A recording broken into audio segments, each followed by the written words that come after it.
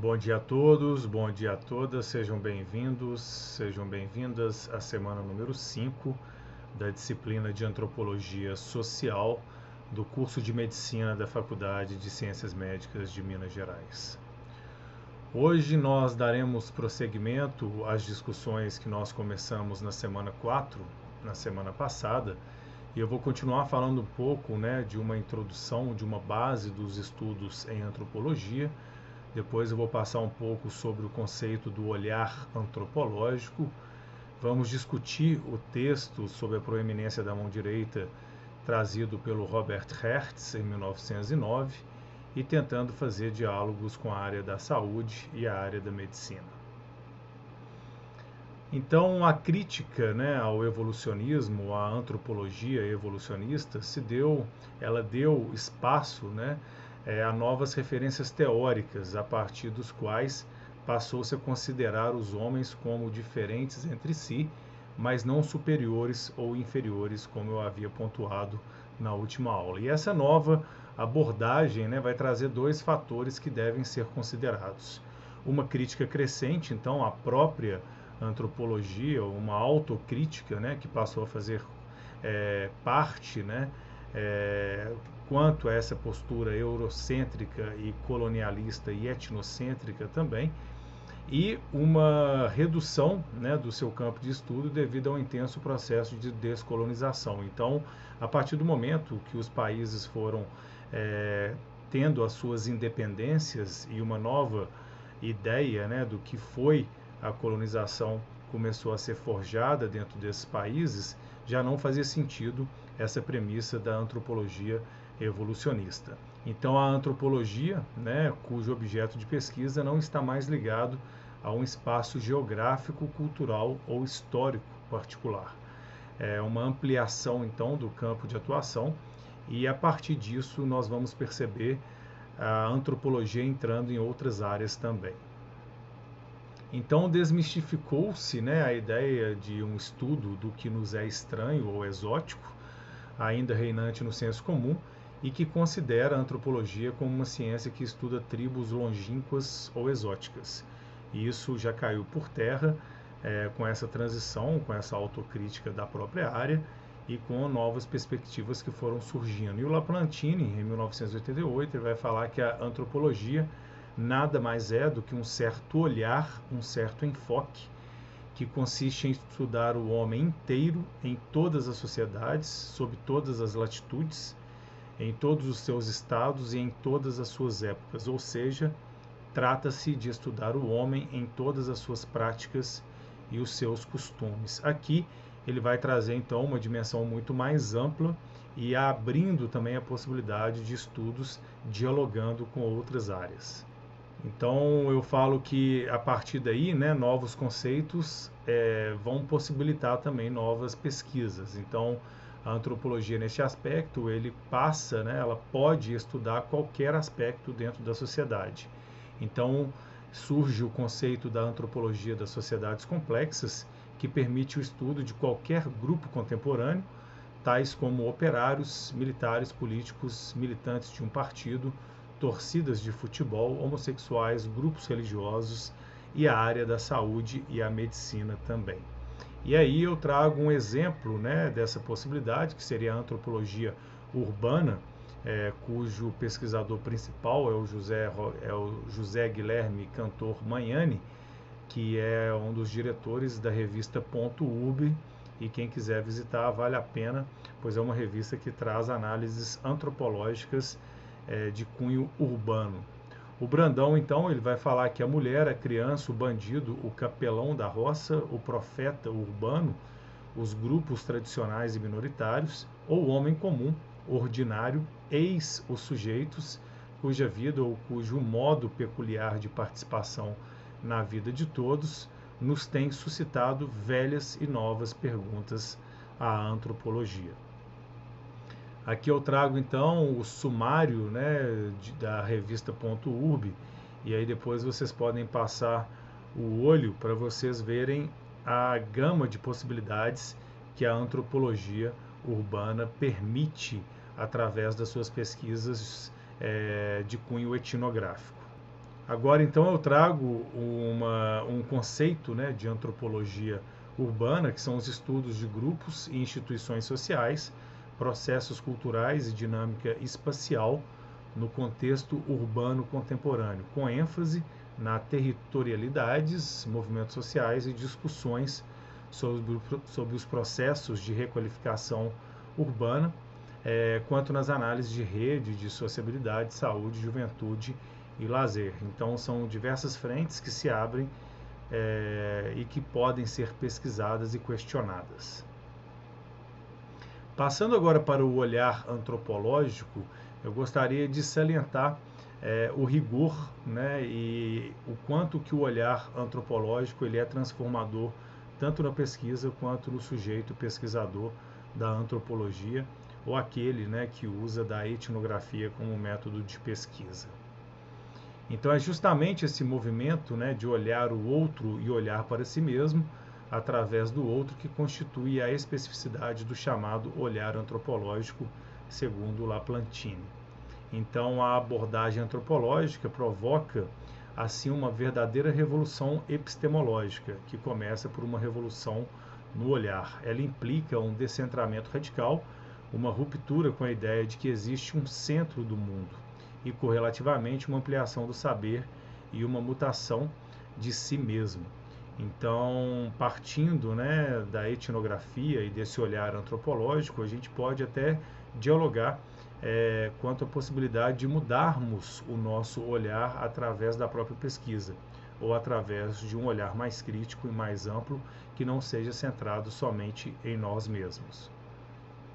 Então, o olhar antropológico a partir da noção do fato social total, que é um termo, né, que foi cunhado pelo Marcel Mauss. Essa noção, então, implica a compreensão de que em qualquer realização do homem podem ser encontradas as dimensões sociológicas, psicológicas e fisiológicas. Aqui, voltando um pouquinho, né, para a antropologia médica, ela também parte dessa premissa. E segundo Levi-Strauss, essa tríplice abordagem só é possível de ser alcançada porque essas dimensões constituem uma unidade, quando encarnadas na experiência de qualquer indivíduo membro de determinada sociedade. Ou seja, não existe barreira, né, quando nós analisamos essas três dimensões que compõem o fato social total discutido pelo Marcel Mauss. A partir desse conceito criado por Mauss, a antropologia passou a priorizar na sua forma de olhar o homem, os seus comportamentos e a sua atuação específica nos grupos, em vez de trabalhar com enfoques considerados mais abstratos, como sociedades, ideias ou regras gerais. Como explica Mauss, o dado é Roma, é Atenas, é o francês médio, é o melanésio dessa ou daquela ilha, e não a prece ou o direito em si. Aqui ele vai falar então um pouco mais explicitamente quais são os objetos de interesse da antropologia. Esse é o Marcel Mauss, cujo livro mais importante, né, tem o nome de Sociologia e Antropologia, e Marcel Mauss, para mim, é um dos antropólogos mais interessantes, porque ele tem uma discussão muito legal sobre a questão da técnica, sobre o andar, e depois, se vocês quiserem, eu posso postar esse artigo para vocês, e acho que tem muito diálogo com a área da saúde. E o Claude Lévi-Strauss, que eu já mostrei para vocês, a entrevista, né, aqui ele em dois momentos, em campo, mais novo, e na outra foto um pouco mais velho. E aqui eu trago uma das suas obras principais, que chama Tristes Trópicos. O Mauss, então, né, as suas contribuições, além de esclarecer que não existem povos não civilizados, mas diferentes, antecipava já um importante conceito que nortearia toda a sua obra e influenciaria sobremaneira Lévi-Strauss, o caráter inconsciente dos costumes.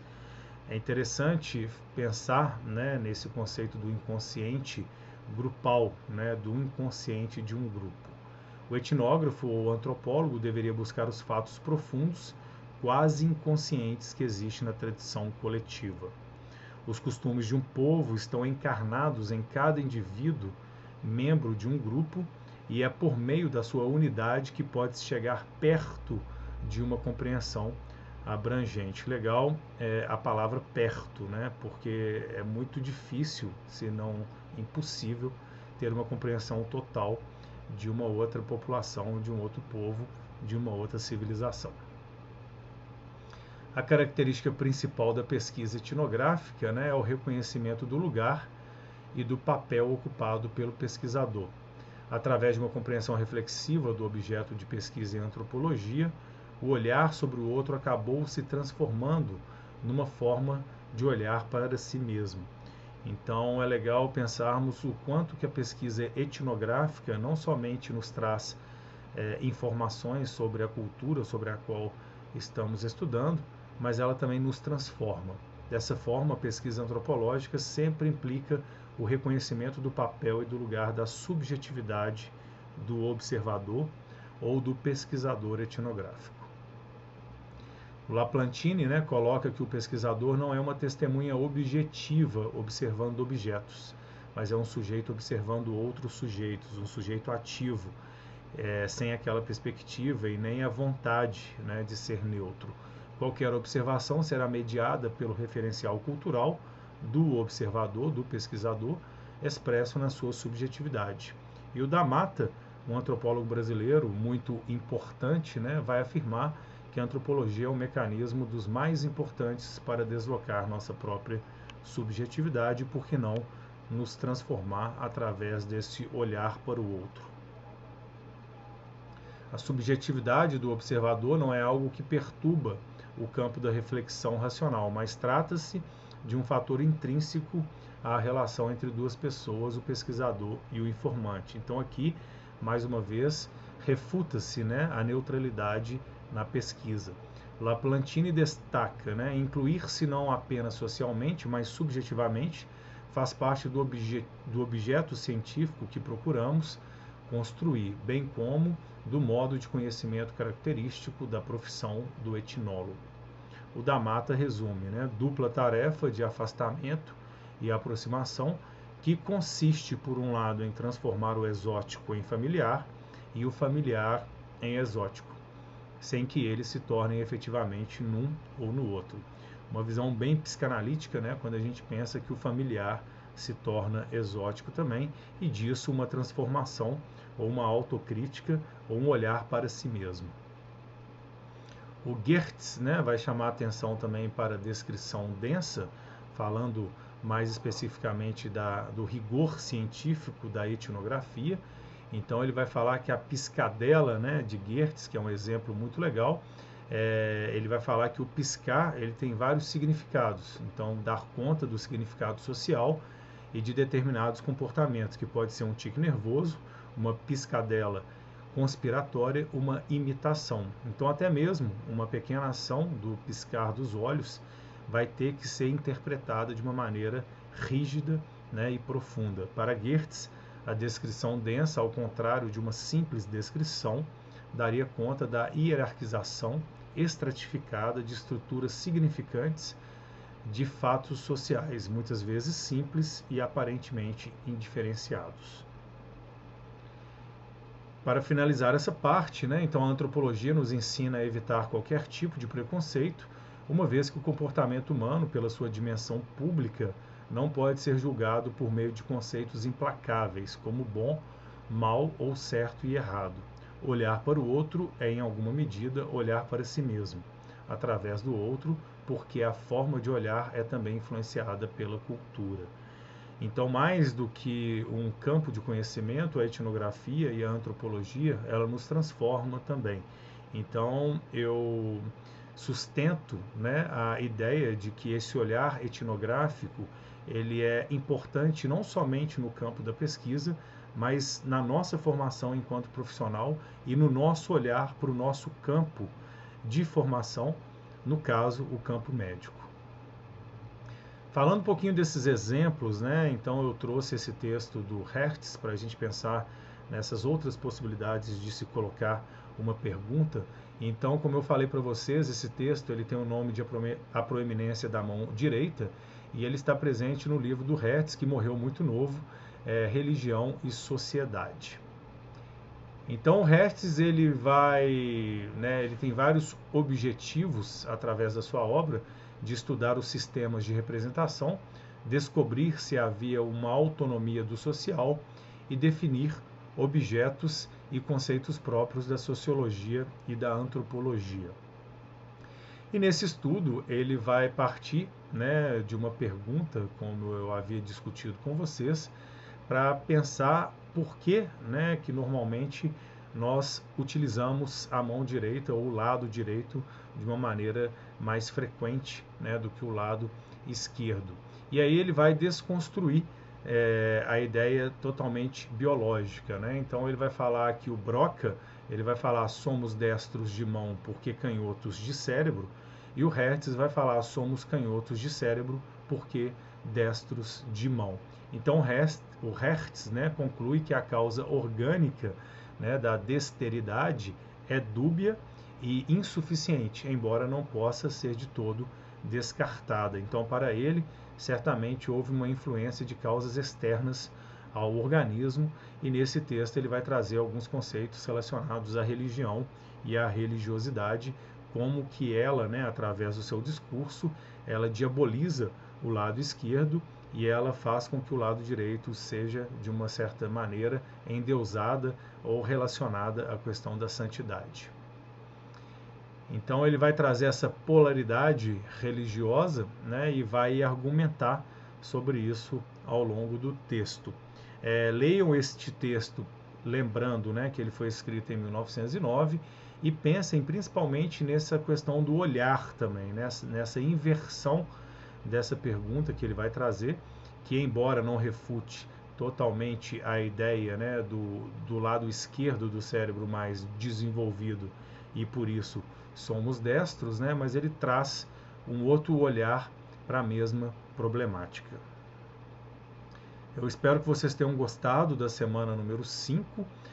Na próxima semana a gente inicia uma nova temática através dos estudos do Pierre Bourdieu, que é um sociólogo francês, e eu espero que vocês tenham gostado dessa primeira parte, onde nós discutimos um pouco da antropologia básica. Um grande abraço, muita paz para todo mundo e até a semana que vem.